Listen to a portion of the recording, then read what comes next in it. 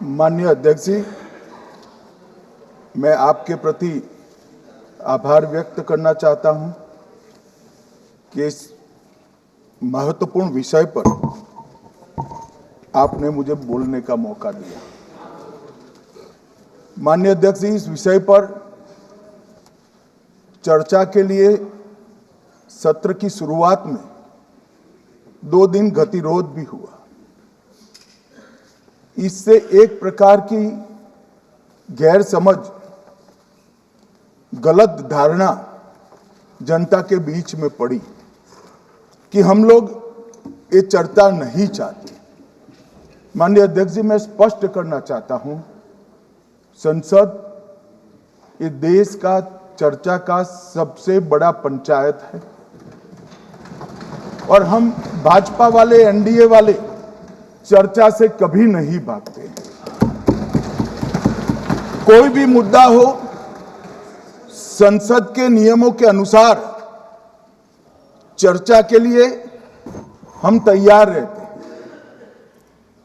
हमने 2 दिन तक विपक्ष के चर्चा करी कि इसको बाद में किया जाए, 2 सत्र बाद में किया जाए, मगर नहीं माने। हमने हाँ भर दी। मेरा दायित्व है मान्यवर कि हमने क्यों ना बोली थी। ना बोलने के 2 कारण थे। एक कारण था कि चर्चा गहन पुनः निरीक्षण के नाम पर वो मांगते थे, एसआईआर के नाम पर मांगते थे। मान्यवर, मेरा बहुत स्पष्ट मत है कि एसआईआर पर इस सदन पे चर्चा नहीं हो सकती है, क्योंकि गहन पुनः निरीक्षण की जिम्मेदारी भारत के चुनाव आयोग की है। भारत का चुनाव आयोग और चुनाव आयुक्त ये सरकार के तहत काम नहीं करते। अगर जब चर्चा होती है और कुछ सवाल खड़े किए जाएंगे तो इसका जवाब कौन देगा? मान्यवर, जब उन्होंने कहा कि हम चुनाव सुधार पर चर्चा करने के लिए तैयार है, हम तुरंत मान गए और आज चुनाव सुधार पर ही चर्चा हुई।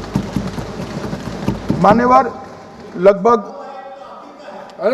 63 प्लीज मान्य दादा बीमार हो, मैं समझ रहा हूं, मगर बीमार ज्यादा हो तो घर पे रहा करो, यहां सदन का माहौल मत बिगाड़िए।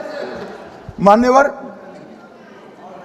63 सदस्यों ने प्लीज ऐसे माहौल, अरे यार, व्यक्तिगत बात है मेरी और दादा के बीच में, माहौल ठीक रहना चाहिए। मान्यवर, 63 सदस्यों ने पक्ष और विपक्ष से इस चर्चा में हिस्सा लिया है और जो चर्चा का समय हुआ था तय, उससे ज्यादा आपने समय लिया है।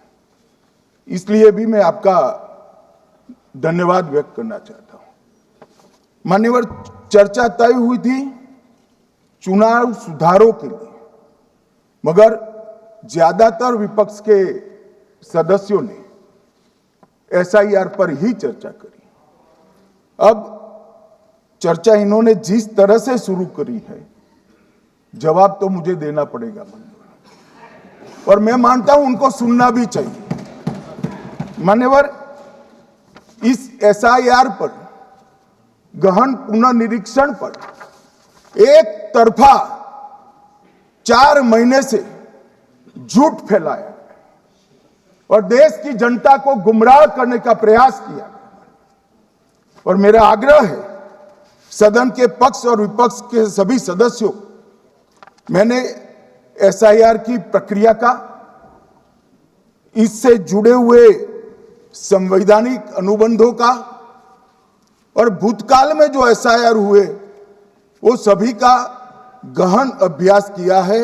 मैं आज आपके माध्यम से इस सदन को और सदन के माध्यम से पूरे देश की जनता को जो झूठ विशेषकर कांग्रेस पार्टी द्वारा फैलाया गया है, वो झूठ का मेरे तर्कों के हिसाब से जवाब देना चाहता हूं। आप बेटे बेटे ज्ञान मत दीजिए। मान्यवर, ये देश के संविधान में,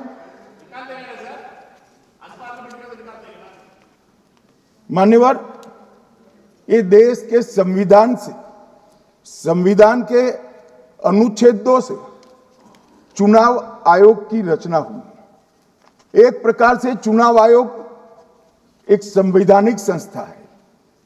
संविधान के अंदर चुनाव आयोग का गठन, उसकी शक्तियां, चुनावी प्रक्रिया, मतदाता की परिभाषा और मतदाता सूची को तैयार करने और उसके सुधारने के लिए की शक्तियां, इसके बारे में स्पष्ट प्रावधान किए गए। और मान्यवर, बड़ी विनम्रता से मैं बताना चाहता हूं कि प्रावधान जब किए गए तब हमारी पार्टी बनी ही नहीं थी। हमारी पार्टी के अलावे जो लोग हैं, इन लोगों ने संविधान सभा में चर्चा कर संविधान को बनाया था। इसलिए ये पूरी चुनाव की प्रक्रिया जो संविधान के अंदर व्याख्यायित की गई है और आज जो हो रहा है, ये दोनों के बीच में क्या अंतर है और आरोप क्या है, इसको मैं जवाब देना चाहता हूं। माननीय, फ्री एंड फेयर चुनाव कराने का हमारा संविधान ने जिम्मेदारी चुनाव आयोग की तय की। मतदाता सूची बनाने की और मतदाता सूची में सुधार करने की जिम्मेदारी भी चुनाव आयोग को दी। अनुच्छेद संविधान के भाग 15 में अनुच्छेद 324, इसमें चुनाव आयोग का गठन, चुनाव आयुक्त की नियुक्ति, लोकसभा, राज्यसभा, विधानसभा, उपराष्ट्रपति और राष्ट्रपति, ये सभी चुनावों का संपूर्ण नियंत्रण संविधान ने चुनाव आयुक्त को दिया है। और चुनाव आयुक्त एक से ज्यादा हो तो इलेक्शन कमिश्नर को दिया है। अब 325 जो अनुच्छेद है, वो किसी भी पात्र मतदाता को मतदाता सूची से बाहर नहीं रखा जाता, इसका प्रावधान करता है। मगर 326 एक गहन पुनर्निरीक्षण के लिए, एसआईआर के लिए बहुत महत्वपूर्ण है। क्या है 326 मान्यवर? इन्होंने मतदाता की पात्रता, योग्यता और मतदाता होने की शर्तें आर्टिकल 326 में तय की है। और वो शर्तें क्या है? सबसे पहली शर्त है कि मतदाता भारत का नागरिक होना चाहिए, विदेशी नहीं होना चाहिए। ये सबसे पहली शर्त है। और ये कह रहे हैं कि चुनाव आयोग क्यों ये कर रहा है? भाई, इसका दायित्व है, इसलिए कर रहे हैं। दूसरी है 18 साल से ज्यादा आयु का व्यक्ति मतदाता बन सकता है। तीसरा, वैधता का निर्धारण मानसिक असमर्थता, अपराध और भ्रष्टाचार में संलिप्तता के लिए जो कानून ने समय समय पर तय किया है, इसके पर। तो ये 3 पात्रताओं के आधार पर भारत के मतदाता होने की बात तय होती है। और ये 3 चीजें किसने देखनी है मान्यवर? चुनाव आयुक्त को देखनी है। चीफ इलेक्शन इलेक्शन कमीशन मतलब चीफ इलेक्शन कमिश्नर और कमिश्नर्स ने देखनी है। और 327 में मतदाता सूची, सीमांकन, चुनाव संचालन और उसके लिए कानून बनाने की सिफारिश संसद को करने की सत्ता चुनाव आयोग को दी है। कल हमारे सदस्य मनीष तिवारी कहते थे गहन पुनर्निरीक्षण का इनको अधिकार ही नहीं है। आर्टिकल 327 पूर्ण अधिकार देता है कि मतदाता सूची इस व्याख्या के आधार पर बनाने का अधिकार चुनाव आयोग को है। मान्यवर, अब एसआईआर पर ही सवाल उठा दिए। मान्यवर, इन्होंने कहा कि एसआईआर आज क्यों हो रहा है। मैं इनको थोड़ा इतिहास बता, और मान्यवर एक नई फैशन हो गई, इतिहास बताते हैं तो नाराज हो जाते हैं कि आप इतिहास मत बताइए। अरे भला कोई भी प्रक्रिया, कोई भी देश, कोई भी समाज इतिहास को छोड़कर कैसे आगे बढ़ सकता है? इतिहास कोई भी समाज का महत्वपूर्ण अंग है। मान्यवर, हमारे लोकतांत्रिक इतिहास की शुरुआत 1952 से हुई। तो सबसे पहला गहन पुनर्निरीक्षण SIR कब हुआ? 1952 में। SIR की क्या जरूरत है वो कहते हैं, इसलिए मैं कहता हूं। तो उस वक्त प्रधानमंत्री कौन थे? जवाहरलाल नेहरू। किस पार्टी से थे? कांग्रेस पार्टी से। दूसरा कब हुआ? 1957 में। फिर जवाहरलाल नेहरू प्रधानमंत्री थे, कांग्रेस पार्टी से थे। तीसरा हुआ 61 में, उसमें भी जवाहरलाल नेहरू प्रधानमंत्री थे और कांग्रेस पार्टी थे। 65-66 में भी हुआ, एक ही गहन पुनर्निरीक्षण 2 साल में हुआ। उस वक्त भी श्री लाल बहादुर शास्त्री प्रधानमंत्री थे, कांग्रेस पार्टी थे। 83-84 में हुआ, इंदिरा जी थी। 87-89 में हुआ, राजीव गांधी थे। 92-93-95 में हुआ, नरसिम्हा राव थे। 2002 और 3 में हुआ, तब श्री अटल बिहारी वाजपेयी थे। मान्यवर, 2004 में गहन पुनर्निरीक्षण समाप्त हुआ, तब डॉक्टर मनमोहन सिंह जी प्रधानमंत्री थे। तो 2, 3, 4 का एक गहन पुनर्निरीक्षण हुआ, SIR हुआ। उसमें 2 साल NDA के प्रधानमंत्री थे, भाजपा के थे, और 1 साल डॉक्टर मनमोहन सिंह। 2004 के बाद सीधा 2025 में गहन पुनर्निरीक्षण हो रहा है और इस वक्त हम हैं। एक पूरा गहन पुनर्निरीक्षण SIR की प्रक्रिया का आज तक 2004 तक किसी भी दल ने विरोध नहीं किया है। मान्यवर, क्योंकि ये चुनाव को पवित्र रखने की प्रक्रिया है, चुनाव के उद्देश्यों को, लोकतंत्र को स्वस्थ रखने की प्रक्रिया है। अगर लोकतंत्र में चुनाव जिसके आधार पर होते हैं वो मतदाता सूची ही प्रदूषित है, तो चुनाव कैसे साफ और सुथरे हो सकते हैं? समय समय पर मतदाता सूची का गहन पुनर्निरीक्षण जरूरी है।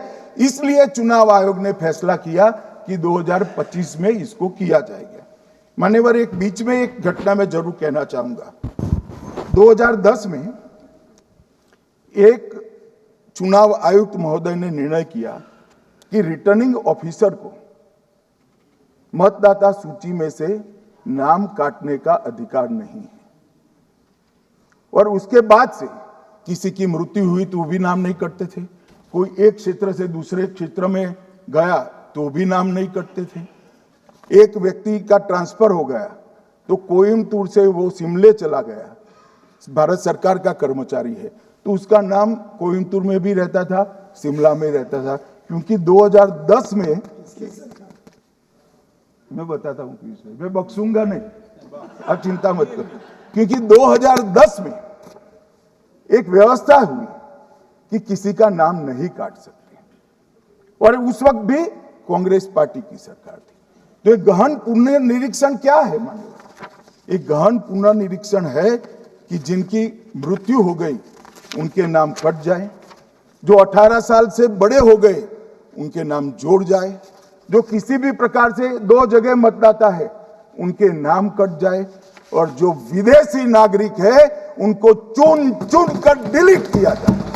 ये गहन पुनर्निरीक्षण। और मैं आज इस मंच से, आपके माध्यम से इस सदन को और देश की जनता को कहना चाहता हूं, क्या कोई भी देश का लोकतंत्र सुरक्षित रह सकता है जब देश का प्रधानमंत्री और राज्य का मुख्यमंत्री कौन हो वो घुसपैठिए तय करेंगे?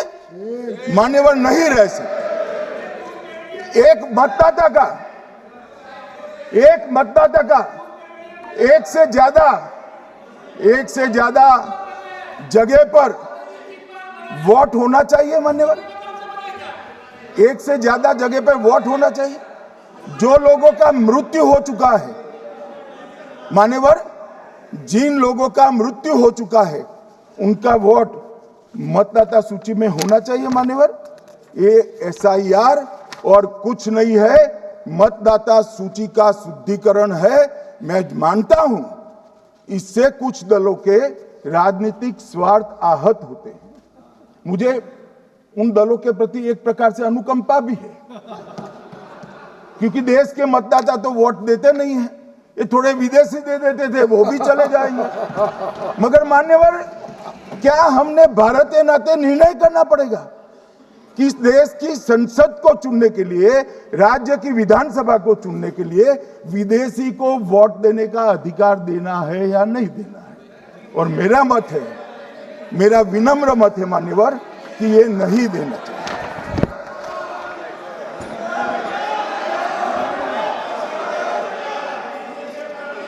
दादा बैठ जाइए प्लीज प्लीज। मान्यवर,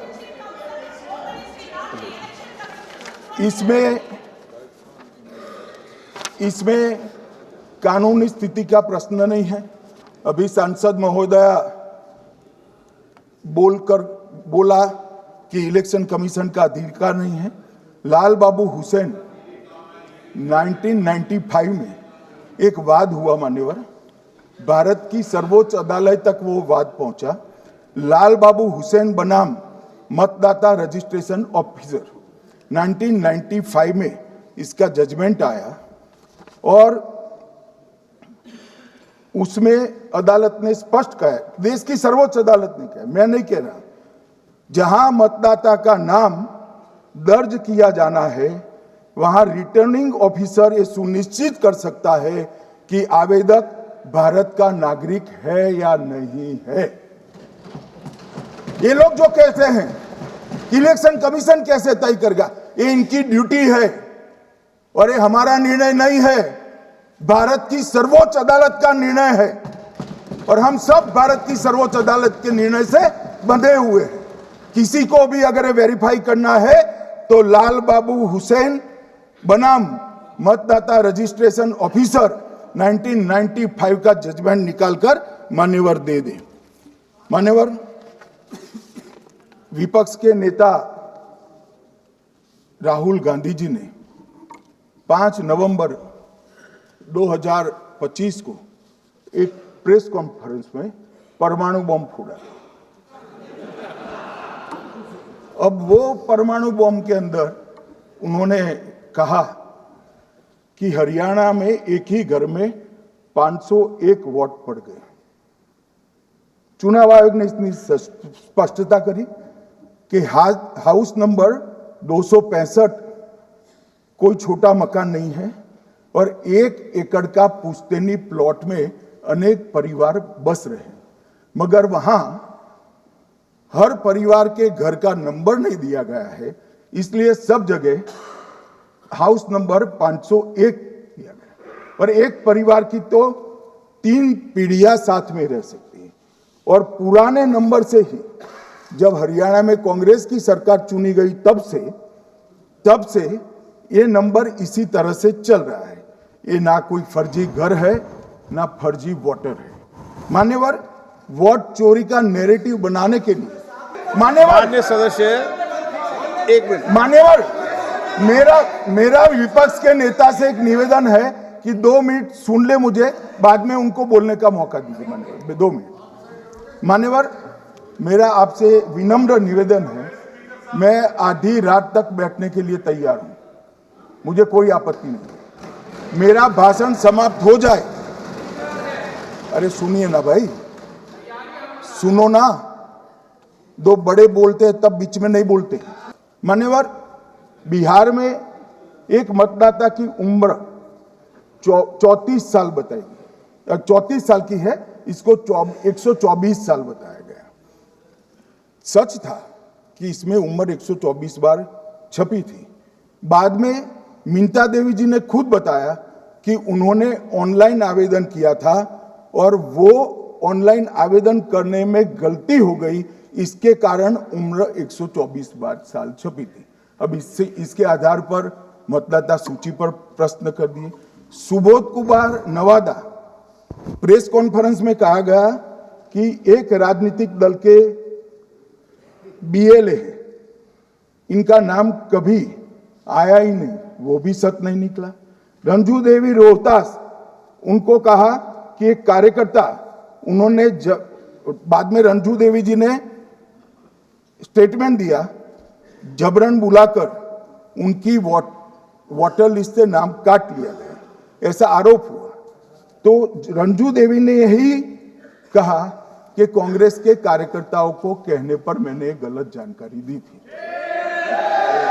मान्यवर, ये जो प्रेस कॉन्फ्रेंस हुई और उसने जिस प्रकार का देश में माहौल बनाया, चलो ये तो मैंने आरोप जो लगाए थे और सत्य क्या है कहा, मगर मैं विपक्ष के नेता ने जो प्रेस कॉन्फ्रेंस में कहा कि मतदाता सूची ठीक नहीं है, इसको सुधार करना चाहिए, तो भाई गहन पुनर्निरीक्षण क्या है, एसआईआर क्या है, मतदाता सूची का सुधार करने की प्रक्रिया है, और वो कर रहे हैं तो भी विरोध कर रहे हैं, पुरानी मतदाता सूची कर रहे हैं तो भी विरोध कर रहे हैं।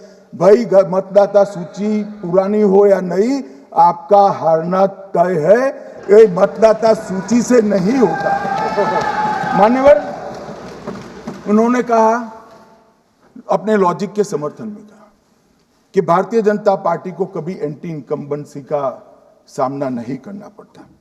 मान्यवर, एंटी इनकम्बेंसी इनके खिलाफ होती है जो जनहित के विरुद्ध काम करे। ये बात सही है कि भाजपा को एंटी इनकम्बेंसी का फायदा विरोध बहुत कम करना पड़ता है। हमारी सरकारें बार बार चुनकर आती हैं, चाहे राज्य में है या केंद्र में, परंतु ऐसा नहीं है कि हम 2014 के बाद एक भी चुनाव नहीं हारे। छत्तीसगढ़ में 18 में हारे, राजस्थान में 18 में हारे, मध्य प्रदेश में 18 में हारे, कर्नाटक में भी 14 के बाद हारे, तेलंगाना में हम जीत नहीं पाए, चेन्नई में हम जीत नहीं पाए, बंगाल में भी हम हारे।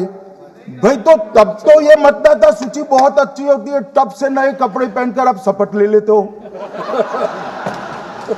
उस वक्त मतदाता सूची का विरोध नहीं करते हो, और जब मुंह की पटखनी पड़ती है बिहार की तरह, तब मतदाता सूची का विरोध करते हो। माननीय मेरे दोहरे मापदंड नहीं चलेंगे लोकतंत्र में।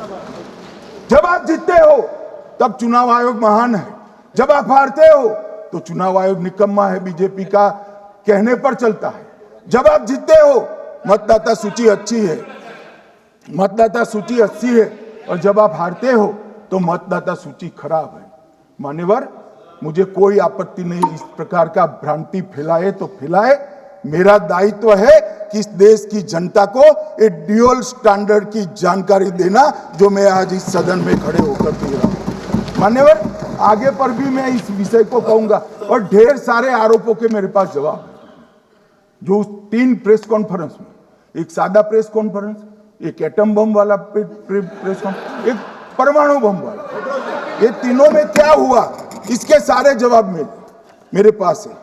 मान्यवर, अब ये कहते हैं कि 2-2 जगह है, 2-2 जगह मतदाता है।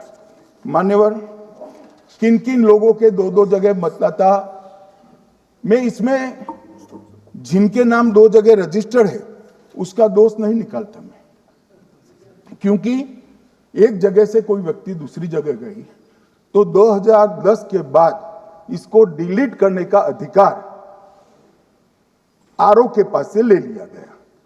इसके कारण ये विसंगतियां खड़ी हुई है। किसके हैं?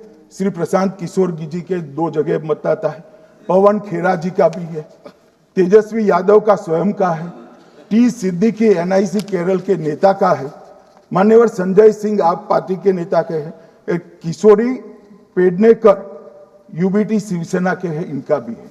मान्यवर, सामान्य गलतियां हैं, क्योंकि एक नियम आ गया, जिसका जब वोट काटने का जिसका अधिकार है उसको रोक लिया गया, तो आरओ वोट काट नहीं सकता था, इसलिए 2 जगह रह गए।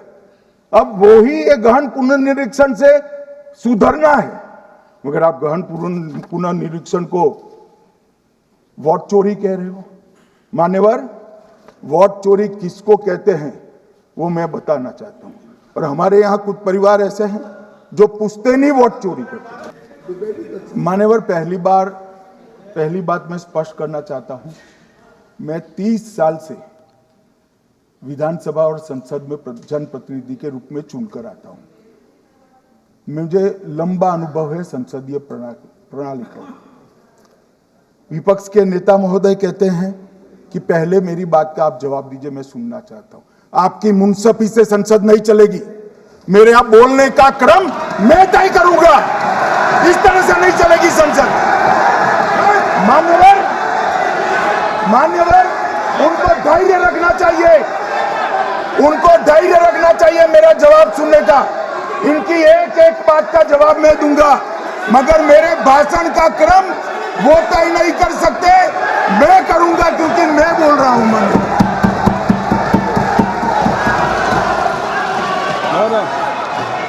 मान्यवर, मैंने इतना ही कहा कि मैं मेरे भाषण का क्रम मैं तय करूंगा। मेरे भाषण का पहले क्या बोलना, बाद में क्या बोलना, मैं तय करूंगा। और मैं मानता हूं कि हर एक वक्ता का ये अधिकार है, उनका भी है, मेरा भी है।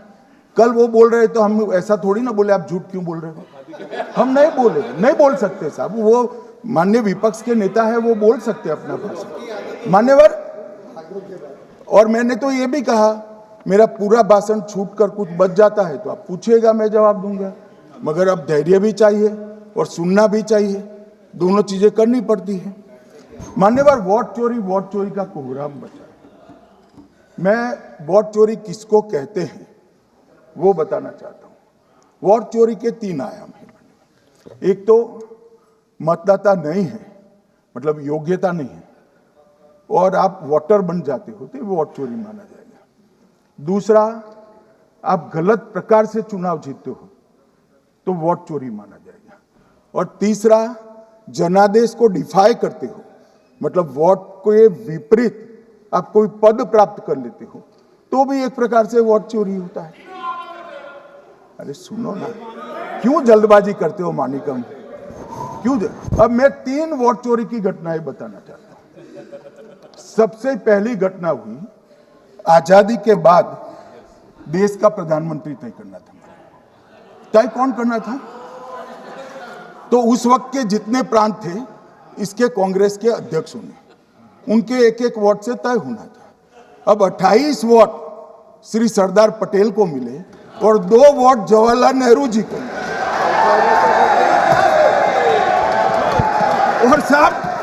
और साहब प्रधानमंत्री जवाहरलाल जी बने। मान्यवर, दूसरे प्रकार की वोट चोरी और नैतिक तरीके से चुनाव जीता, ऐसी वोट चोरी भी भूतकाल में एक बार हुई थी। श्रीमती इंदिरा गांधी रायबरेली से चुनी गई। इलाहाबाद हाईकोर्ट में श्री राजनारायण पहुंचे कि चुनाव नियमों के अनुसार नहीं हुआ। इलाहाबाद हाईकोर्ट ने ये तय कर दिया कि श्रीमती गांधी ने उचित तरीके से चुनाव नहीं जीता है, हम इसको रद्द कर देते। मान्यवर, ये भी वोट चोरी थी, बहुत बड़ी वोट चोरी थी। और उसके बाद में क्या हुआ?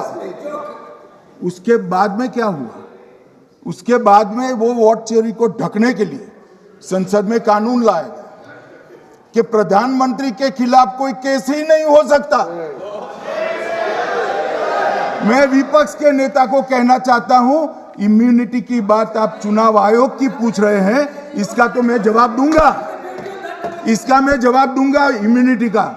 मगर ये इम्यूनिटी जो श्रीमती गांधी ने दी थी, इसके लिए आपका क्या कहना है? और उन्होंने तो स्वयं के लिए ले ली ना। मान्यवर, उनका आरोप है कि सरकार ने बनाया तो लोकतंत्र ने बनाया, तो जो समय का केस था वो बताया है, आगे का तो मोदी जी को भी सब लोगों ने प्रधानमंत्री बनाया है भाई, आपकी कृपा से नहीं बने हैं।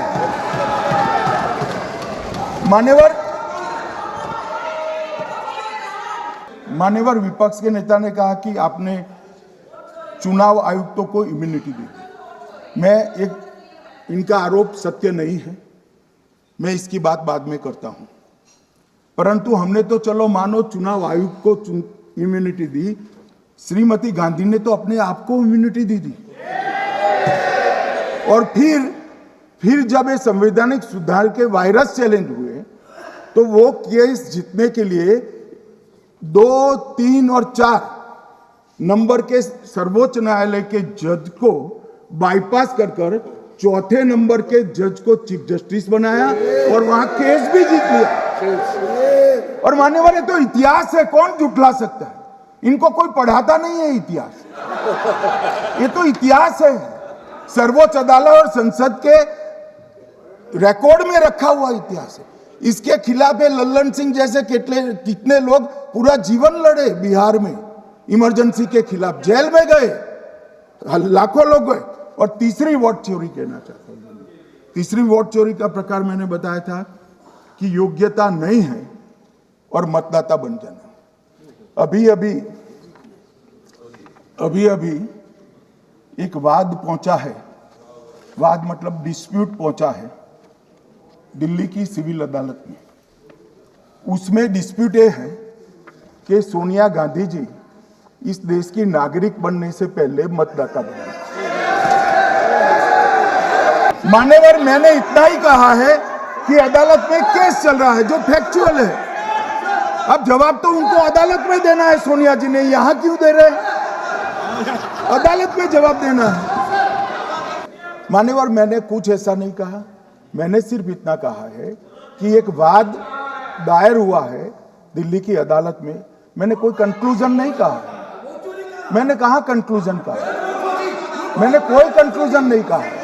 कंक्लूजन तो जब उनका नोटिस का जवाब वो दे देगी तब अदालत देगी, तब फिर से बताऊंगा मैं। मगर अभी तो मैंने सिर्फ इतना कहा है कि वहां एक केस रजिस्टर्ड हुआ है जिसमें श्रीमती गांधी को नोटिस इश्यू किया है। इसमें इतने लाल पीले होने की जरूरत क्या है? मान्यवर, हम सबका साझा दायित्व है, हम भी विपक्ष में बैठे, हम चुनाव जितने जीते हैं इससे ज्यादा हारे हैं। हम लोगों का तो एक प्रकार से पौना जिंदगी ही विपक्ष में ही चला गया, चाहे राज्य हो या केंद्र हो। कई चुनाव हमारे, हमने चुनाव आयुक्त और चुनाव आयोग पर कभी आरोप नहीं लगाया। एक नया पैटर्न खड़ा हुआ, एक नया पैटर्न। मैं पूरा वाक्य नहीं बताना चाहता। श्रीमती ममता बनर्जी ने चुनाव आयोग पर आरोप लगाए, स्टालिन जी ने लगाए, बीडी सतीशन जी ने लगाए, श्री राहुल गांधी ने लगाए, मल्लिकार्जुन खड़गे जी ने लगाए, तेजस्वी यादव जी ने लगाए, अखिलेश यादव जी ने लगाए, वी शिवन कुट्टी ने लगाए, हेमंत सोरेन जी ने लगाए, भगवंत मान जी ने लगाए। अब पहले तो ऐसी परंपरा सिर्फ कांग्रेस पार्टी में थी, मगर संपर्क का दोष कहता होता है साहब, ये सारे इंडिया अलायंस वाले चुनाव आयोग के खिलाफ आते। मान्यवर, चुनाव आयोग एक तटस्थता से चुनाव कराने वाला संस्थान बनाया गया और इसकी मान्यता कोई पॉलिटिकल पार्टी ने नहीं दी, भाग और अनुच्छेदों के तहत हमारे संविधान ने दी है। और ये संवैधानिक प्रक्रिया है। इस संवैधानिक प्रक्रिया पर सवाल खड़े कर कर, अनर्गल आरोप कर कर आप पूरे चुनाव आयोग की एक प्रकार से पूरे दुनिया में इसकी छवि को धूमिल करने का काम कर रहे हैं। आपको लगता है कि आप सरकार की छवि धूमिल करें? ना जी, आप पूरी दुनिया में भारत के लोकतंत्र की छवि को धूमिल करें। मान्यवर, सरकार का तो इतना ही सवाल है, मान्यवर सरकार का तो इतना ही सवाल है कि भारत के मतदाता क्या सोचेंगे। मगर मतदाता का सोचने का सवाल नहीं है। मतदाता को तो मालूम है कि हमने तो वोट दिया है इसलिए चुनकर आए हैं, तो उसके मन में कोई डाउट नहीं है। ये वोट चोरी करते रहे, घुसपैठिया बचाओ यात्रा निकाली और बिहार में 2/3 बहुमत से हम जीते। मान्यवर, ये जो नई परंपरा शुरू हुई कि देश के अंदर चुनाव न जीते तो चुनाव आयोग को बदनाम करो, चुनाव प्रक्रिया को बदनाम करो, मतदाता सूची को बदनाम करो, ये हमारे लोकतंत्र का भला नहीं करेगी। यही आयुक्त के तौर पे, यही सरकार के होते हुए आप कई चुनाव जीते, हम कुछ नहीं बोले, हम पार्टी में बैठकर इसकी मीमांसा की। मगर ये लोग चुनाव आयोग पर, मान्यवर, मैं थोड़ी स्पष्टता के लिए आंकड़ा देना चाहता हूं। मई 14 में श्रीमान नरेंद्र मोदी इस देश के प्रधानमंत्री बने, तब से उनको आपत्ति है। तो एनडीए क्या क्या जीती? 3 लोकसभा चुनाव हम जीते, 41 राज्यों के विधानसभा चुनाव जीते, तो हम 44 विधानसभा टोटल चुनाव जीते हैं 2024 से 25 तक। मगर वो भी 30 चुनाव जीते हैं अलग अलग विधानसभा में, 30 जगह पे। अगर मतदाता सूची करेक्ट है तो क्यों शपथ लिया, क्यों चुनाव लड़ा? आप बताइए देश की जनता को। श्री राहुल गांधी जहां से चुनकर आए थे, वो वायनाड की मतदाता सूची में भी मेरी पार्टी ने प्रेस कॉन्फ्रेंस कर इसी प्रकार की डिस्क्रिपेंसी को बताया है। इसका जवाब नहीं देते। हमने अमेठी का भी बताया है, इसका जवाब नहीं देते हैं। मान्यवर, ये चुनाव की मतदाता सूची में जो थोड़ी बहुत गलतियां हैं, उसको वो लोग मुद्दा बनाते हैं चुनाव हारने का। चुनाव हारने का कारण है नहीं, मैं अंत में बताऊंगा क्यों हारते हो चुनाव, मैं बताऊंगा मान्यवर अंत। परंतु फिर भी चलो मान ले कि मतदाता सूची ठीक नहीं है, तो गहन पुनर्निरीक्षण का मतलब ही ये है कि मतदाता सूची को सुधारने की प्रक्रिया। अब इसमें आपके बीएलए सहयोग नहीं करते हैं, आप उसका बहिष्कार का ऐलान करते हो, आपकी राज्य सरकारें जहां है वो मदद कम करती हैं, तो कैसे मतदाता सूची का शुद्धिकरण होगा? जो आपकी डिमांड है वो ही चुनाव आयोग कर रहा है। आपकी डिमांड है कि मतदाता सूची ठीक हो, वो चुनाव आयोग कर रहा है। मगर हुआ क्या है मान्यवर मालूम है? इनको अब अगर प्रेस में कोई पत्रकार उनको पसंद ना आए ऐसा सवाल पूछते हैं तो तुम बीजेपी के एजेंट हो ऐसा कहते हैं। मान्यवर, सवाल जो भी हो उसको लेना चाहिए। मान्यवर, पत्रकार कभी बीजेपी का एजेंट नहीं होता है। मगर आप अगर ऐसा मानते हो कि लोकतंत्र में आपको पसंद आए ऐसे ही सवाल पत्रकार पूछे, तो ये नहीं हो सकता। इमरजेंसी नहीं है भाई, इमरजेंसी नहीं है। मान्यवर, एक प्रेस में कोई सवाल पूछता है तो कहते हैं बीजेपी के एजेंट हो, केस हारते हैं तो जज पर आरोप कर देते हैं, चुनाव हारते हैं तो ईवीएम पर आरोप करते हैं, ईवीएम की दलील अब गले नहीं उतरती तो वोट चोरी का मुद्दा लेकर आए, वोट चोरी का मुद्दा लेकर पूरा बिहार में यात्रा निकाली, फिर भी हार गए। अब हारने का कारण आपका नेतृत्व है, ये हारने का कारण ईवीएम और मतदाता सूची नहीं है। और अगर ये मानते हैं मान्यवर, अगर ये मानते हैं कि इनको कोई पूछने वाला नहीं है, भगवान करे मैं गलत पड़ जाऊं, कांग्रेस के कार्यकर्ता इनका हिसाब मांगेंगे। एक दिन कांग्रेस के कार्यकर्ता इनका हिसाब मांगेंगे कि इतने चुनाव कैसे हार गए। मान्यवर, कोई जज आजादी के इतने साल में नहीं हुआ है मान्यवर कि कोई जज एक जजमेंट दे तो जज के खिलाफ इंपीचमेंट लेकर आते हैं। अपनी वोट बैंक को एड्रेस करने के लिए इंपीचमेंट लेकर आते हैं मान्यवर। और ये सारे ने तो साइन कर दिया, साथ ही साथ उद्धव जी ने भी साइन कर दिया। उद्धव जी, जजमेंट क्या है? एक पहाड़ी पर मान्यता है कि यहां सबसे ऊपर दिया जलाया जाए। मान्यवर, एक वोट बैंक को संभालने के लिए एक हाईकोर्ट के जज के सामने इंपीचमेंट लेकर आए हैं। देश की जनता उनको मदद नहीं करे। मान्यवर, 2014 के बाद हारने की परंपरा शुरू हुई। हारने की परंपरा शुरू होने के बाद हाँ जीते ही है, मगर हारने की भी परंपरा हुई है। मान्यवर, हारने की परंपरा शुरू करने के बाद इन्होंने सबसे पहले ईवीएम को निशाना बनाया। आज मैं आपके माध्यम से सदन को और सदन के माध्यम से देश की जनता को बताना चाहता हूं, ईवीएम कौन लेकर आए इस देश में? मान्यवर, कौन लेकर आए? 15 मार्च 1989 को जब राजीव गांधी इस देश के प्रधानमंत्री थे, तब ईवीएम लाने का कानूनी बदलाव किया गया था। अब राजीव गांधी के ईवीएम के कानून का भी विरोध कर रहे हैं। मान्यवर, इसके बाद में, अरे सुनो ना क्या प्रक्रिया हुई। इसके बाद में ईवीएम के खिलाफ किसी ने याचिका करी। इस देश की सर्वोच्च न्यायालय के 5 जजों ने बैठकर ईवीएम के कानूनी बदलाव को 2002 में उचित ठहराया। मानो राजीव गांधी को भी नहीं मानते, सर्वोच्च अदालत को भी नहीं मानते हैं।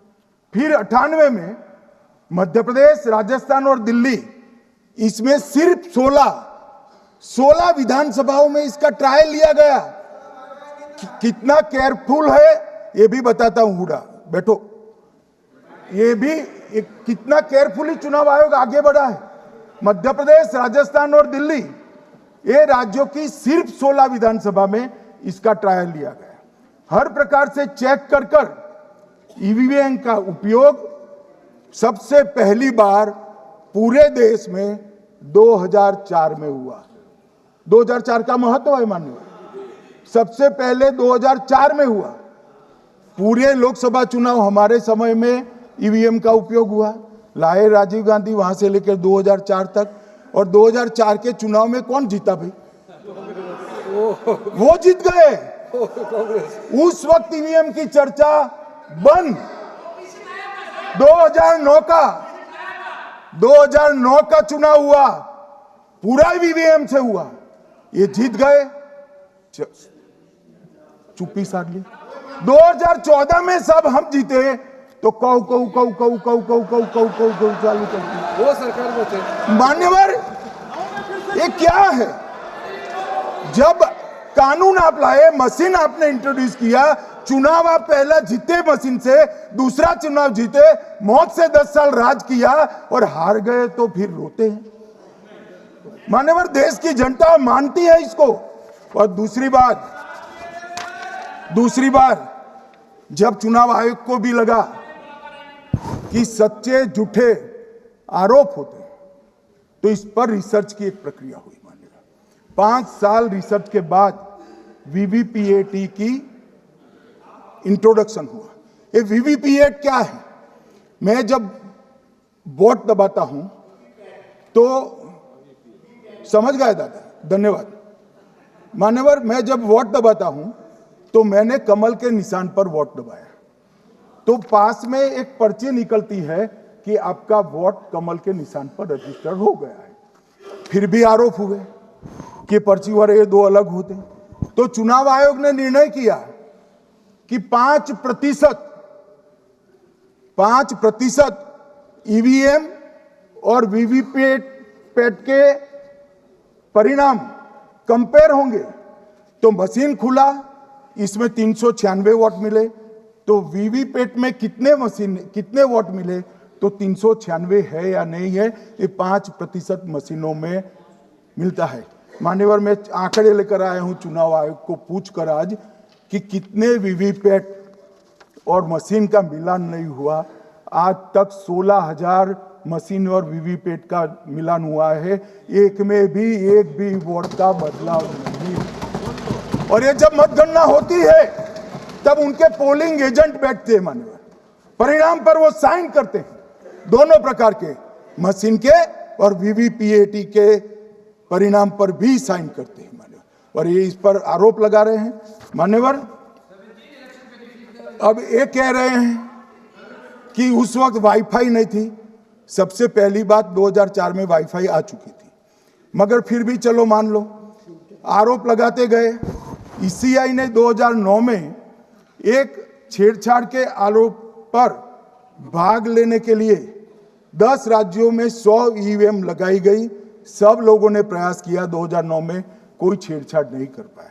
फिर भी आरोप लगाए तो 2017 में इलेक्शन कमीशन ने जून 2017 में 3 दिन तक ईवीएम इलेक्शन कमीशन की ऑफिस में रखे कि कोई भी पार्टी आकर, कोई भी टेक्नोक्रेट आकर, कोई भी साइंटिस्ट आकर ईवीएम को हैक कर बता दे।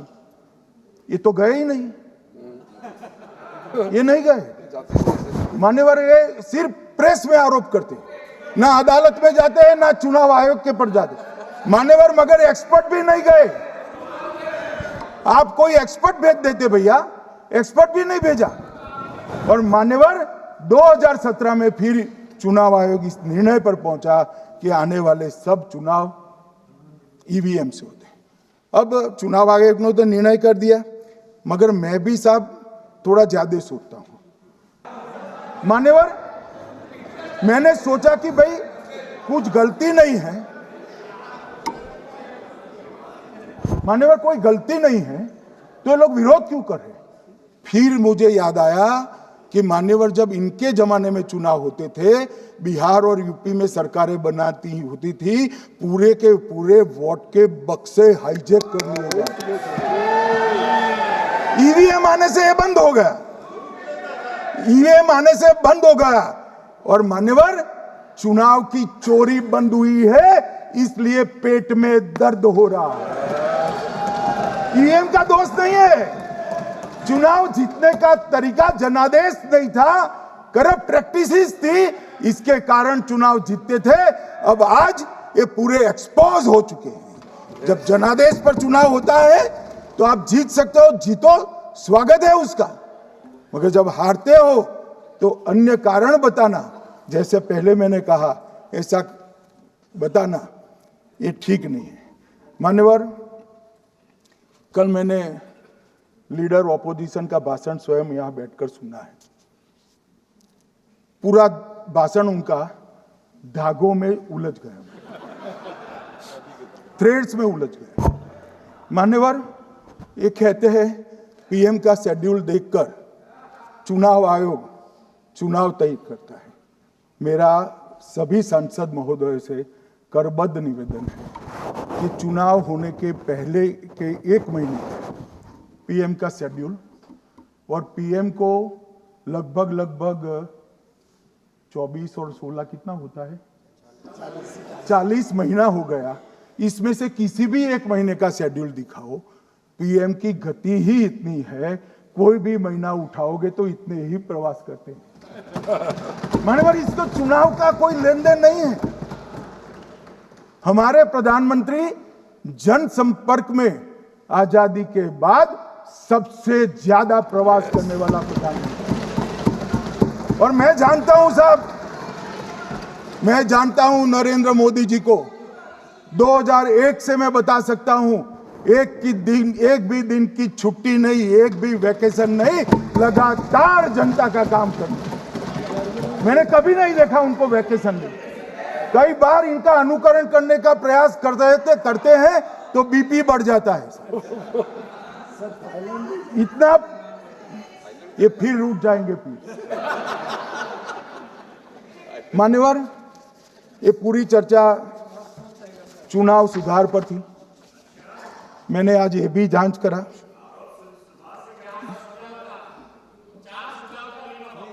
सुनो ना, जरा धैर्य रखो भाई। मान्यवर, मैंने आज सुबह चुनाव आयोग के वहां जांच कराई।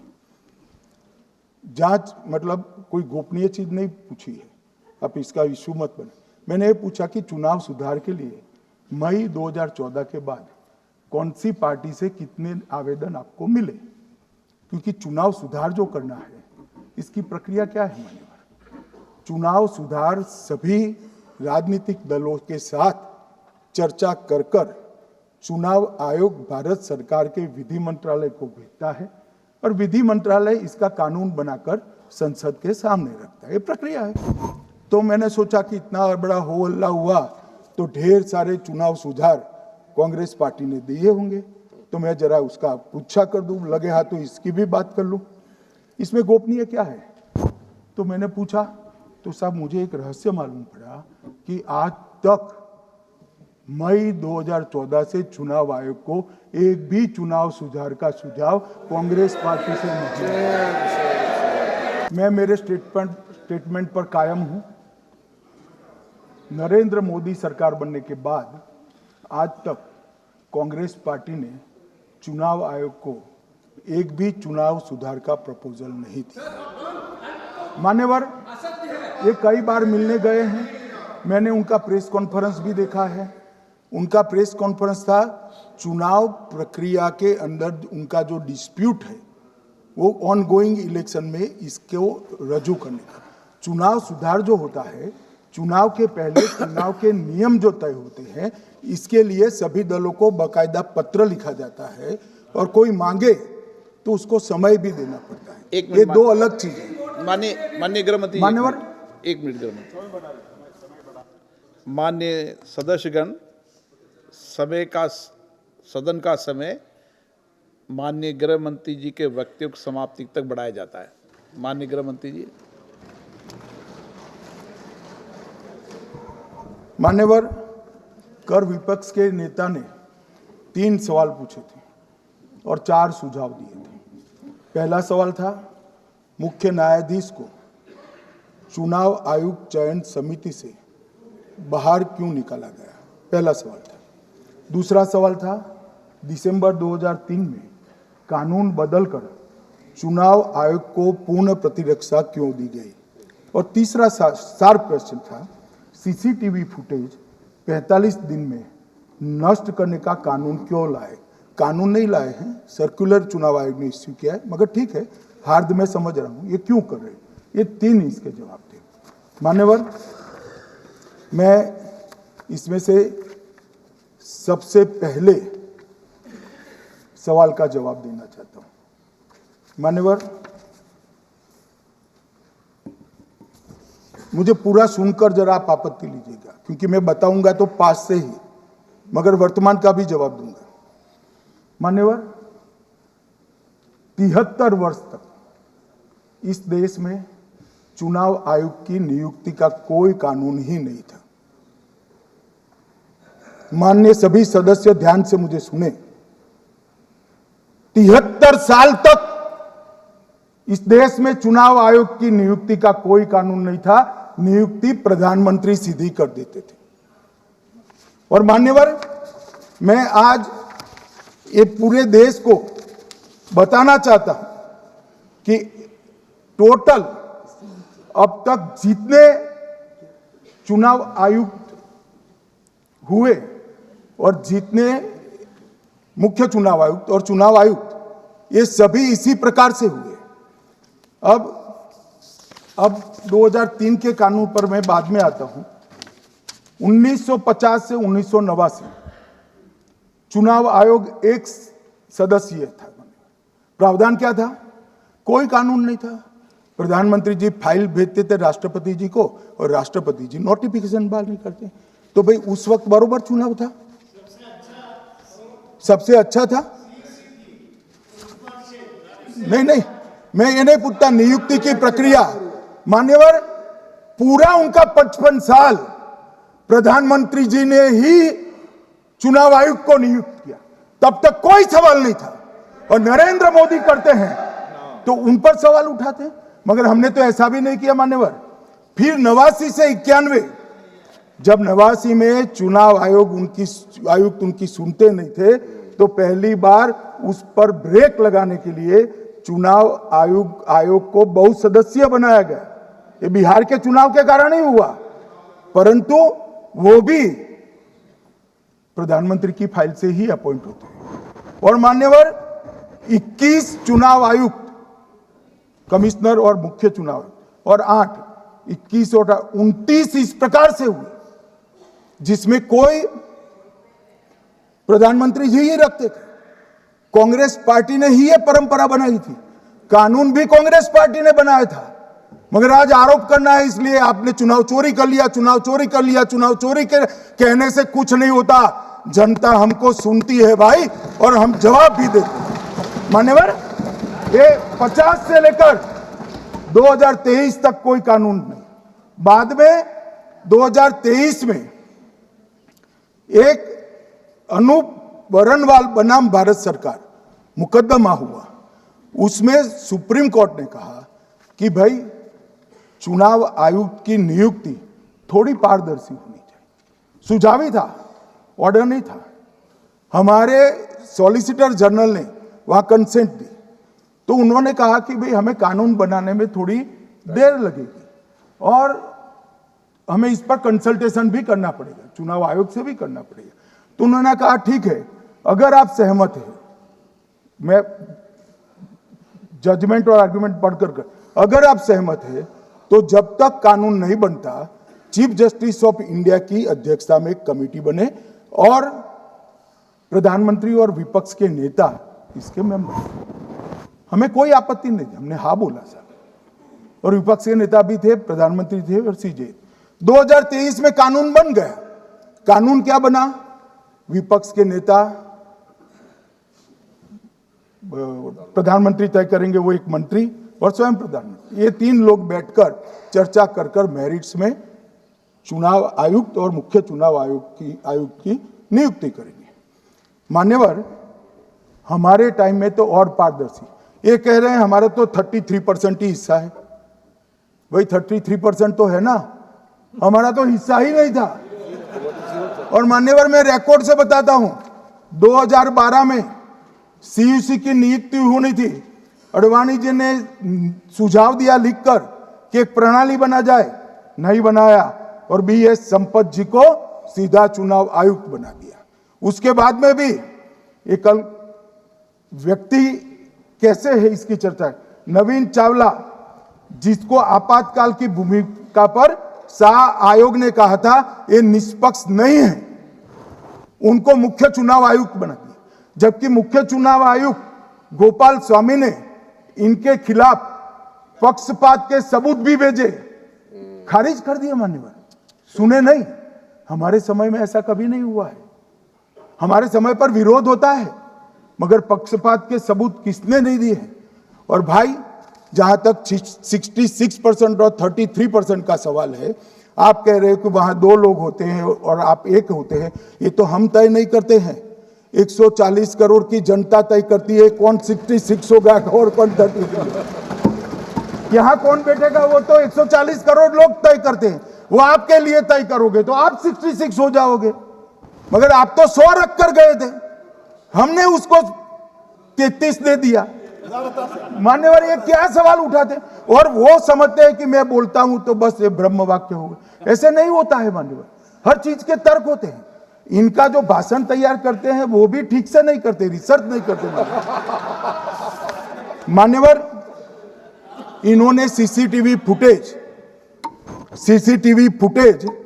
45 दिन में इलेक्शन कमीशन ने नष्ट करने का निर्णय किया, इस पर आपत्ति उठाई।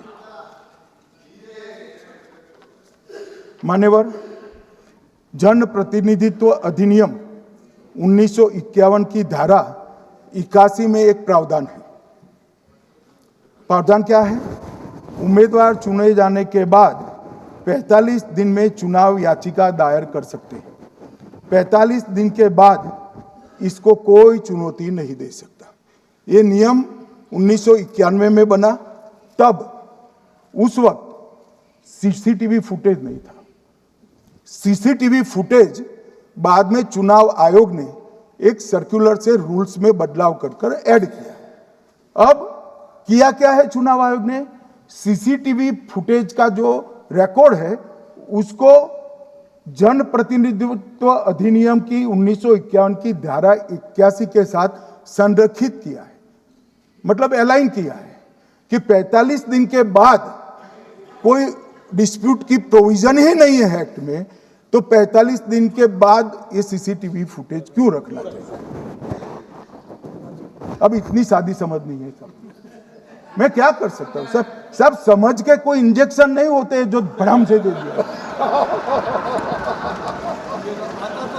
मान्यवर, ये धारा 81 1951 से है, मगर पहले पर्चियों से होते थे तो पर्ची के लिए थी। अब सीसीटीवी फुटेज का कैमरा आ गया तो सीसीटीवी फुटेज ऐड कर दिया। मान्यवर, उन्होंने कहा, और इस वक्त जब सीसीटीवी फुटेज जब प्रक्रिया में ऐड किया, तब स्पष्ट चुनाव आयोग ने कहा था कि सीसीटीवी रिकॉर्डिंग संवैधानिक दस्तावेज नहीं है, ये आंतरिक प्रबंधन है। किस चीज का आंतरिक प्रबंधन? कि चुनाव सीज होने के बाद कोई पुनः मतदान की अर्जी करता है कि भाई ये मतदान मथक में चुनाव ठीक नहीं हुआ, तो चुनाव आयोग जो निर्णय करता है वो सीसीटीवी फुटेज के आधार पर करता है। पहले मौखिक करता था, टेक्नोलॉजी आई, सीसीटीवी फुटेज स्वीकार कर लिया। अब ये आंतरिक प्रबंधन के लिए है मान्यवर। फिर भी चुनाव आयोग का जो निर्णय है मैं बताता हूं। उन्होंने कहा सामान्य जनता को एक्सेस होना चाहिए, रूल्स बनाया गया है, सामान्य व्यक्ति सीसीटीवी फुटेज उच्च न्यायालय में जाकर 45 दिन के अंदर ऑर्डर करा सकता है। अब ये कहेंगे 45 दिन में जजमेंट नहीं आएगा, मगर उच्च न्यायालय इतना ऑर्डर कर सकता है कि ये सीसीटीवी फुटेज आप डिस्ट्रॉय मत करना। मान्यवर, राजनीतिक दलों को एक्सेस देने का उन्होंने प्रावधान करा है, तो वो चुनाव को चैलेंज करे राजनीतिक दल 45 दिन के अंदर। ऑटोमेटिक जो चुनाव चैलेंज होता है मान्यवर, उसका सीसीटीवी फुटेज नियमों से हम चुनाव आयोग रिजर्व कर देता है। मान्यवर, ये प्रक्रिया कुछ पढ़ते नहीं। इसके बाद पॉलिटिकल एजेंटों को एक्सेस होनी चाहिए। पॉलिटिकल एजेंट भी मान्यवर हाईकोर्ट से इसको प्राप्त कर सकता है। अब करते कुछ नहीं, एक भी ना हाईकोर्ट में अर्जी करी, ना चुनाव आयोग में करी, और सीसीटीवी फुटेज का बहाना लेकर बोलने लगे। अब इतने लाखों बूथों का सीसीटीवी फुटेज हर नागरिक मांगने लगा कोई कारण के बगैर, तो किस प्रकार से चुनाव आयोग दे सकता है? किस प्रकार से दे सकता है? यहां हुआ क्या है, सब प्राप्त करना चाहते हैं वो प्रेस कॉन्फ्रेंस कर। उनको लगता है कि मेरी प्रेस कॉन्फ्रेंस ये संवैधानिक प्रावधान के तहत होती है। ऐसा नहीं होता है। वे प्रेस कॉन्फ्रेंस जो करते हो जिन मुद्दों का, इसकी लीक कर अर्जी दे दो, टपक से मिल जाएगी सारी दिख, मगर अर्जी नहीं करते, कोर्ट में नहीं जाते हैं, चुनाव आयोग में नहीं जाते हैं, और चुनाव चोरी हो गया, चुनाव चोरी हो गया, चुनाव चोरी हो गया करते। मान्यवर, ऐसे नहीं चलेगा। इस देश को, लोकतंत्र को आप धूमिल नहीं कर सकते, और सबने सीखना चाहिए, और भाषण ढंग से तैयार करने का भी सीखना चाहिए। मान्यवर,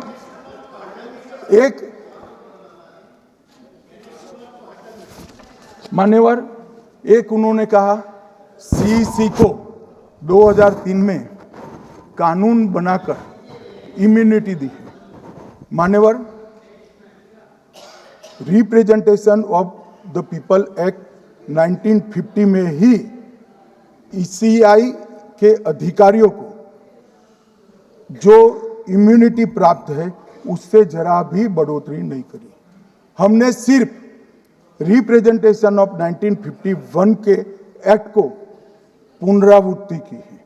मान्यवर, आरपीए एक्ट की धारा 32 और आरपीए एक्ट 51 के सुधार की धारा 146C कहती है कि चुनाव आयोग के कोई भी अधिकारी, जिसमें इलेक्शन कमिश्नर आ जाते हैं, इस पर कोई मुकदमा चुनाव प्रक्रिया के लिए नहीं चल सकता। ये प्रावधान है मान्यवर, और वो प्रावधान को 23 के कानून में इसको भी हमने संरेखित किया है मान्यवर। इतने सारे वकीलों को राज्यसभा दे रखी है, भगवान जाने क्या करते हैं सर, अपने नेता को ब्रीफ भी नहीं करते मान्यवर, ये वाक्य आप निकाल सकते हैं, ये वाक्य निकाल सकते हैं मान्यवर। फिर ये सब हो रहा कल देर रात को मान्यवर मैं मेरा भाषण तैयार कर रहा, तो मैंने अपने आप को पूछा कि ये सब इतना स्पष्ट है तो ये मुद्दा क्यों उठा रहे? मेरी समझ में अगर इतना पढ़कर आता है तो उन्होंने भी तो पढ़ा होगा। ये मुद्दा क्यों उठा रहे? मूल मुद्दा है अवैध घुसपैठियों को मतदाता सूची में रखने का। मान्यवर, ये 200 बार भी बहसकार करेंगे, एक भी अवैध घुसपैठियों को इस देश में हम वोट नहीं देंगे। ये हमारे एनडीए का पॉलिसी है मान्यवर। डिटेक्ट मतलब ढूंढो, डिलीट करो, मतदाता सूची में नाम काटो और उनको डिपोर्ट करो। हम संवैधानिक प्रक्रिया कर डिटेक्ट, डिलीट और डिपोर्ट ये पूरा करेंगे। ये क्यों सदन छोड़कर भाग गए? मैं इनके सामने तो कोई बात भी नहीं कर रहा था, ना कांग्रेस पार्टी के सामने बात कर रहा था। मैं तो बात कर रहा था घुसपैठियों को देश के बाहर निकालने की। अब ये तो देखिए साहब, अगर मैंने इतने सारे आरोप करे श्री जवाहरलाल नेहरू पर, इंदिरा गांधी पर, इनके पिताजी पर, सोनिया जी पर, तब भागते तो लाजिम था। ये घुसपैठियों को लिए भाग गए क्योंकि उनकी हमारी पॉलिसी है डिटेक्ट, डिलीट और डिपोर्ट। उनकी पॉलिसी है नॉर्मलाइज कर दो घुसपैठ को, उसके बाद में मान्यता प्रदान कर दो और चुनाव में मतदाता सूची में डालकर फॉर्मलाइज कर दो। मगर साहब ये लंबे समय तक नहीं चलना। मैं मेरे मन से मानता हूं, मेरे पार्टी के सिद्धांत तो है ही, मगर मैं मानता हूं कि जनसांख्यिकी में इतना बड़ा परिवर्तन देश के लिए बहुत बड़ा खतरा है। यह देश एक बार जनसांख्यिकी के आधार पर बढ़ चुका है और हम नहीं चाहते कि आने वाली पीढ़ी ये देश के भी बंटवारे दिखे। इसलिए ये बहुत जरूरी है कि इस देश से घुसपैठ को रोकना पड़ेगा। मान्यवर, ये कहते हैं कि घुसपैठ हो रही है, भारत सरकार की जिम्मेदारी नहीं है। मान्यवर, मैं आज बताना चाहता हूं, घुसपैठ हो रही है भारत बांग्लादेश की सीमा से। वहां पर कुल 2216 किलोमीटर बॉर्डर है, इसमें से 1653 किलोमीटर बॉर्डर बन चुकी है और 563 कहां बाकी रही है मान्यवर मालूम है? केवल और केवल एक राज्य बंगाल।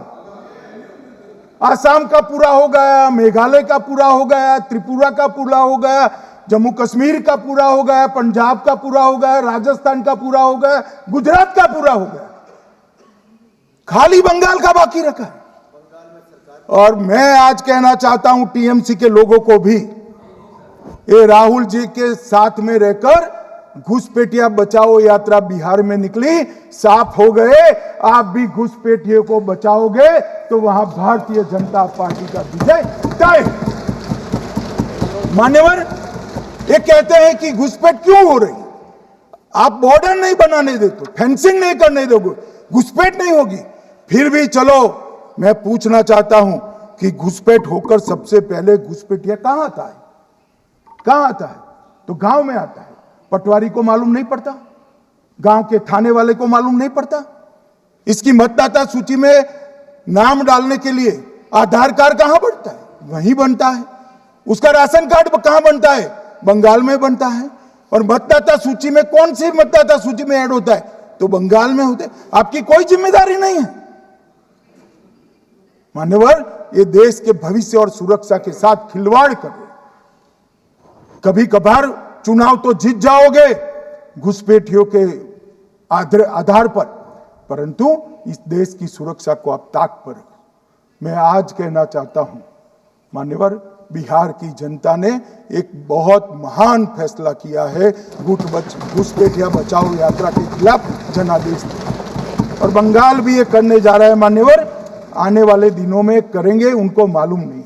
मान्यवर, मैं एक कल राहुल गांधी जी ने एक विषय कहा था कि सारी संवैधानिक संस्थाएं आपने करप्ट कर दी। मैंने पूरा बताया कि चुनाव आयोग की नियुक्ति के पहले क्या नियम थे। उन्होंने ये कहा कि महत्वपूर्ण पद पर आरएसएस की विचारधारा के लोग रख दिए जाते हैं। तो इसमें क्या आपत्ति है भाई? क्या इस देश में कोई कानून बना है कि आरएसएस की विचारधारा वाले हैं उनको कोई महत्वपूर्ण? अरे इस देश का प्रधानमंत्री आरएसएस की विचारधारा वाला है, इस देश का गृह मंत्री आरएसएस की विचारधारा वाला है, और जनादेश से बनकर आए, आपकी कृपा से बनकर नहीं आए मान्यवर। मगर उन्होंने क्या किया था वो मैं फिर बताना चाहता हूं। 1969 में इस देश का राष्ट्रपति का चुनाव हुआ। 1969 में इंदिरा जी अपनी पार्टी के अंदर ही संघर्ष करती थी। पार्लियामेंट्री बोर्ड ने राष्ट्रपति के चुनाव के प्रतिनिधि के रूप में कांग्रेस पार्टी का अधिकृत उम्मीदवार बनाया श्री संजीव रेड्डी को, और इंदिरा जी ने प्रधानमंत्री रहते हुए अपने पार्टी के मैंडेट को ही डिफाई कर कहा कि राष्ट्रपति का चुनाव में वोटिंग अंतर आत्मा की आवाज से करनी चाहिए, और उन्होंने श्री वीवी गिरी को प्रत्याशी बनाया मान्यवर। और फिर हुआ क्या? अल्पमत में थी वो। संजीव रेड्डी जी के वोट ज्यादा थे। जीतने के लिए उन्होंने कम्युनिस्टों से समाधान किया और इस देश की सारे संस्थान पर, शिक्षा संस्थान पर, महत्वपूर्ण संवैधानिक पद पर कम्युनिस्टों को बिठाने का काम ये इंदिरा गांधी जी ने, और वहीं से इस देश के विमर्श को बदलने का काम किया है, वहीं से किया है। वामपंथी विचारधारा इस देश के प्रकृति को, इस देश के स्वभाव को, इस देश की जनता को स्वीकार्य नहीं है और इसीलिए वामपंथी लुप्त हो गए। माननीय उन्होंने इस देश के युवा धन को वामपंथी विचारधारा पर डाइवर्ट करने का काम किया है, जो 2014 से फिर से नरेंद्र मोदी जी ने इसको एक अच्छी तरीके से, लोकतांत्रिक तरीके से परिष्कृत करने का काम कर रहे हैं माननीय। और ये कह रहे हैं कि आरएसएस के विचारधारा वालों को रखते हैं। कोई ऐसा कानून नहीं है मान्यवर कि आरएसएस की विचारधारा वाला व्यक्ति कोई, आरएसएस की विचारधारा क्या है? देश के लिए मरना ही आरएसएस की विचारधारा। देश को समृद्धि के परम शिखर पर ले जाना ही आरएसएस की विचारधारा है। देश की संस्कृति का झंडा बुलंद करना ही आरएसएस की विचारधारा। ये क्या समझाते हैं? हम ऐसे मान लेंगे? हम नहीं डरते साहब किसी से, हम नहीं डरते। मैं मेरी ही बात करता हूं। मैं तो 10 साल का था और नारे लगाता था, आसाम की गलियां सुनी है, इंदिरा गांधी खूनी है। हम तो वहां से लड़ते लड़ते आए हैं, हम नहीं डरते मान्यवर। और मान्यवर, इन्होंने कहा कि वोट चोरी से जीतते हैं, वोट चोरी से नहीं जीते हैं। आपने सर्जिकल स्ट्राइक का विरोध किया, इसलिए हम जीते। आपने एयर स्ट्राइक का विरोध किया, इसलिए जीते हैं। आपने 370 हटाने का विरोध किया, इसलिए जीते हैं। आपने राम मंदिर बनाने का विरोध किया, इसलिए जीते हैं। आपने घुसपैठियों को हटाने का विरोध किया, इसलिए जीते हैं। आपने सीएए का विरोध किया, इसलिए हम जीते हैं। आपने ट्रिपल तलाक हटाने का विरोध किया, इसलिए जीते हैं। और आप 1 नेशन 1 इलेक्शन का विरोध कर रहे हो, इसलिए हम फिर से जीते हैं। माननीय 60 करोड़ गरीबों के घर में इस देश के प्रधानमंत्री जी ने घर पहुंचाया, गैस पहुंचाया, पानी पहुंचाया, शौचालय पहुंचाया, 5 किलो अनाज मुफ्त पहुंचाया और 5 लाख तक की दवाइयां मुफ्त कर दी। क्या समझते हैं कि वोट चोरी कर कर जीते हैं? इस देश के इंफ्रास्ट्रक्चर को 40 साल देख लीजिए और हमारे 11 साल देख लीजिए, इंफ्रास्ट्रक्चर को 3 गुना बढ़ाने का काम हमारे प्रधानमंत्री नरेंद्र मोदी, और इसलिए जनता हमें जिताती है। और मैं तो अभी भी कहना चाहता हूं, चले गए हैं मान्यवर, मैं अभी भी कहना चाहता हूं, यार कांग्रेस पार्टी तुझे टिकट तो देती नहीं है मान्यवर। मैं अभी भी कहना चाहता हूं, एसआईआर का विरोध करोगे तो बिहार की जगह बंगाल और तमिलनाडु में भी साफ। मान्यवर, इस 140 करोड़ की जनता का जनादेश ईश्वर का आदेश होता है। हमारे यहाँ तो कहते हैं ना कि जनता ही जनार्दन होती है, तो जनता का फैसला श्री कृष्ण का फैसला होता है, जनार्दन का फैसला। और वो जनता के फैसले को ये लोग वोट चोरी इस तरह की भाषा का प्रयोग करते हैं। जनता देख रही है, जनता आंख मूंद कर नहीं बैठी। मान्यवर, मैं तो धन्यवाद करना चाहूंगा हमारे पार्लियामेंट्री अफेयर्स मिनिस्टर का कि इन्होंने तो एक अलग रास्ता कर एसआईआर पर चर्चा कर ली, वरना इनका झूठ एक तरफा जनता में जा रहा था। आज आपने भी मुझे इतना विपुल मात्रा में समय दिया, जरूरत पड़ी वहाँ प्रोटेक्शन भी दिया, मुझे संरक्षण दिया, इसलिए मैं आपका भी धन्यवाद करना चाहता हूँ। और अंत में फिर से एक बार श्री राहुल गांधी के भाषण लिखने वालों को कहना चाहता हूँ कि तथ्य ढंग से ढूंढ कर लिखे, इनकी यहाँ पर तकलीफ होती है।